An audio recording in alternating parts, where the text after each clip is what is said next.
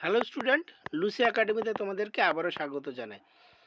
তো এই মুহূর্তে সবথেকে বড় খবর, তো দেখো আজ 18 এপ্রিল 2024 পশ্চিমবঙ্গ মধ্যশিক্ষা পর্ষদের তরফ থেকে কিন্তু একটা নোটিশ পাবলিশ করা হয়েছে। সেই নোটিশে কি বলা হয়েছে দেখো, সেখানে বলা হয়েছে নির্ধারিত সময়ের গরমের ছুটির আগেই সমস্ত জেলায় কিন্তু ছুটি ঘোষণা করা হলো। কারণ তোমরা জানো যেভাবে গরম পড়ছে, প্রায় 40 থেকে 42 ডিগ্রি তাপমাত্রা কিন্তু গরম পড়ছে। তো এই গরমের হাত থেকে বাচ্চা কাচ্চাদের অর্থাৎ ছাত্রছাত্রীদেরকে যাতে অসুস্থ না হয় সেদিকে মাথায় রেখে রাজ্য সরকার এবং আমাদের শিক্ষা পর্ষদের সমস্ত আধিকারিক এই সিদ্ধান্ত নিয়েছেন যে আরও কিছুদিন, যেহেতু আবহাওয়া দপ্তর জানিয়েছেন যে আরও কিছুদিন এইভাবে গরমের মাত্রা কিন্তু দিন দিন বাড়বে।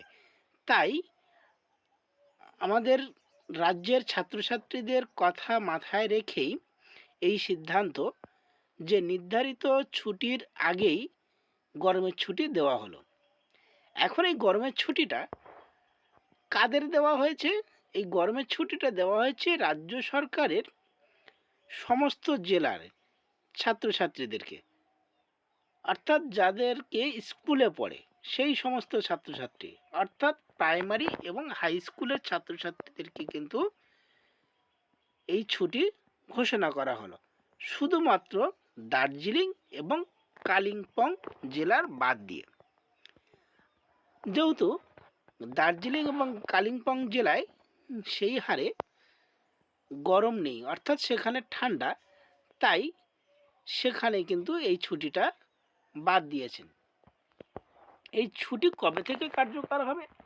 এই ছুটি কার্যকর হবে 22/4/2024, অর্থাৎ আগামী সোমবার থেকে কিন্তু ছুটি হতে চলেছে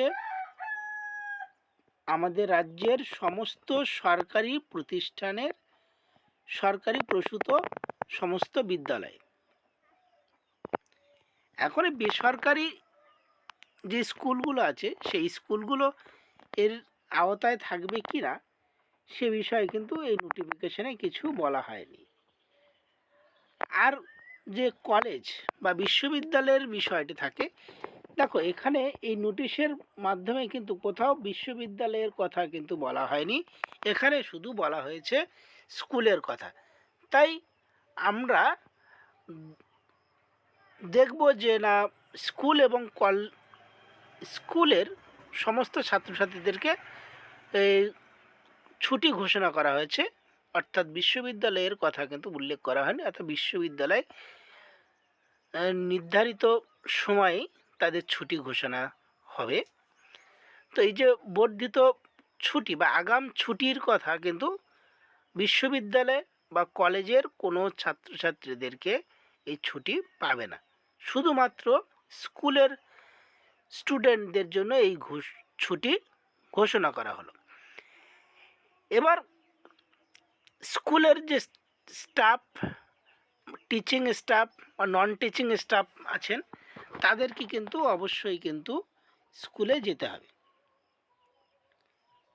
অর্থাৎ তারা না কিন্তু যে নির্ধারিত ছুটি, সরকারি যে ছুটি আছে সেই ছুটি কিন্তু সেই সময় তারা ছুটি পাবেন, তার আগে কোনো ছুটি পাবেন না। আর কি বলা হয়েছে, এই ছুটি কতদিন থাকবে সে বিষয় নিয়ে কিন্তু কোনো কথা এখানে বলা হয়নি। অর্থাৎ যতদিন গরম থাকবে আশা করা যাচ্ছে ততদিন কিন্তু এই ছুটি থাকতে পারে, সে বিষয়ে এটা আমার ব্যক্তিগত মত।